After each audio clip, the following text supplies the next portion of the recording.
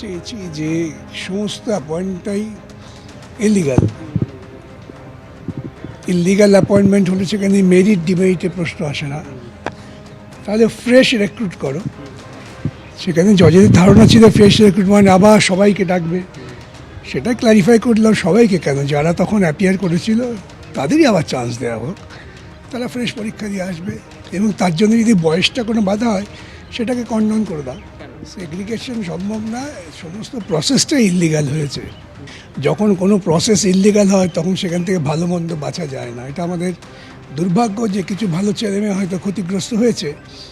এখন যদি বিচারপতিরা আমাদের সঙ্গে থাকেন তাহলে যাতে ফ্রেশ এরাই সিলেক্টেড হয়ে আসতে পারেন সেই জন্যই বক্তব্য রেখেছি। এই ইনস্টিটিউশনাল করাপশান এই জন্যেই যে করাপশানটা হয়েছে মূলত সরকার এবং এসএসসির মদতে।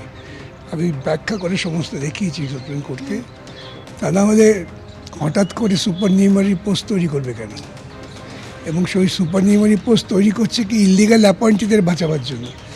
তাহলে আমি যাদের দিয়ে অপরাধ করেছি তাদের বাঁচাতেই হবে। তা না হলে কোনো সরকার কখনো ইলিগাল অ্যাপয়েন্টিদের বাঁচাবার চেষ্টা করে? বরং ভাই তুমি চলে যাও, তোমার জায়গায় ভালো লোক আসুক। এবং যে পদ্ধতিতে সিলেকশন হয়েছে, এই নাইসাকে সিলেক্ট করেছে, এই সবটাই একটা বেআইনি কার্যক্রমের মধ্যে পড়ে। সেই জন্যই বলেছি ইনস্টিটিউশনাল করাপশন।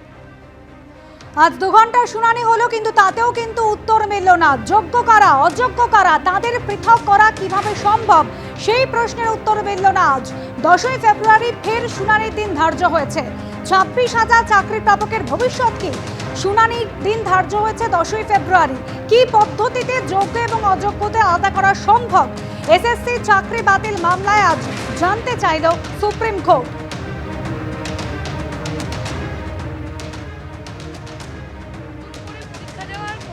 জায়গাই নেই, কারণ কি আমরা একটা পরীক্ষা পদ্ধতির মধ্য দিয়ে যথারীতি যা যা পদ্ধতি ছিল পাস করে অলরেডি আমরা কিন্তু পরীক্ষা দিয়ে আমরা সেই পুরো প্রসেসটা পাস করে আমরা নিযুক্ত হয়েছি। তারপরেও যে বিভিন্ন ভ্যারিফিকেশন হয়েছে সেই ভ্যারিফিকেশনগুলোতে আমরা বারবার ডকুমেন্টস দিয়েছি। ইভেন সিবিআই যে ভ্যারিফিকেশন করছে সেখানেও ডকুমেন্ট দিয়েছি। যিনি পরীক্ষা নতুন করে বসার কথা বলেছেন সেই যিনি আইনজীবী বিকাশ রঞ্জন ভট্টাচার্য, তার প্রতি আমার প্রশ্ন, আজকে যদি তাকে নতুন করে মাধ্যমিক পরীক্ষা দিতে বলে তো তিনি কি দিয়ে পাস করতে পারবেন? যাদের নাম উনি বলছেন, যাদের নাম উনি উল্লেখ করেছেন, অলরেডি তারা সিবিআই দ্বারা ফাইন্ড আউট। সিবিআই থেকে উনি নামগুলোকে নিয়েছেন।